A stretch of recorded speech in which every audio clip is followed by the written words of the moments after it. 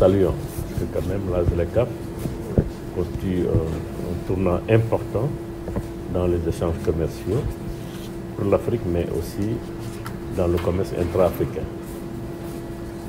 Et dans ce processus, donc, nous avons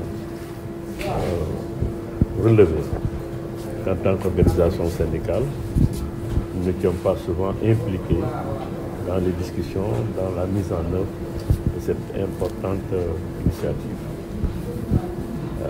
C'est pour cela que nous avons, en rapport avec nos partenaires et la CIC Afrique, initié des sessions de formation, un renforcement de capacité des dirigeants syndicaux, des leaders syndicaux, en vue donc de les sensibiliser, de renforcer leur capacité pour une meilleure compréhension des enjeux de la mise en œuvre de cette zone de libre-échange.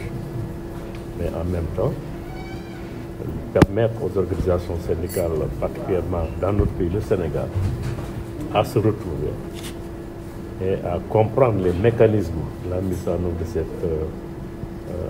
de cette zone de libre-échange, à suivre également l'évolution donc de cette initiative, mais surtout faire en sorte que la voix des travailleurs et des travailleuses africaines soit entendue, notamment en ce qui concerne la défense des droits des travailleurs. Souvent, quand vous lisez ces accords, les droits ne sont pas spécifiquement relevés, vous ne le verrez pas.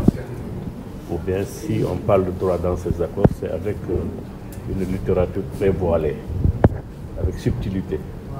Or, ce que nous voulons, c'est que dans ces accords, dans ces accords signés, et même dans ces protocoles qui sont en voie d'être signés, que la préoccupation que nous avons en tant que traditionnels de préserver et de défendre les droits des travailleurs donc soit sauvegardée. Voilà un peu le sens de cette rencontre.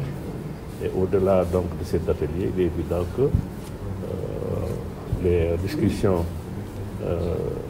la formation, la sensibilisation va se poursuivre. Et nous comptons également à terme mettre en place un réseau des organisations syndicales sénégalaises et même africaines pour qu'ils soient mieux impliqués dans cette initiative de la mise en œuvre de la zone de libre-échange africaine. Voilà un peu le sens de notre rencontre ici. Déjà dit, le réseau c'est de défendre les intérêts des travailleurs que nous sommes, de voir comment est-ce que les droits sont sauvegardés, est-ce que les droits sont maintenus dans ces accords-là. Parce que quand même, quand vous avez un marché de ce genre avec tous les pays, avec la circulation des biens mais des personnes, je pense que mais dans ce sens, vous comprendrez qu'il y a énormément de mouvements de travailleuses et de travailleurs, aussi bien formels qu'informels, et ces droits-là devraient être intégrés dans ces accords et dans ces protocoles-là. Vous avez un marché de 1,5 milliard de personnes. Vous pensez que le marché est porté par qui? C'est les personnes. Et les personnes ont des droits. C'est des questions qu'on ne se pose pas. Donc, voilà un peu. Vous avez un marché de 1,5 milliard de personnes pour l'Afrique. Où les Africains eux-mêmes peuvent commercer, peuvent échanger. Si vous échangez aujourd'hui les échanges au niveau mondial, au niveau continental même, vous vous rendez compte que les pays ne commercent même pas entre eux.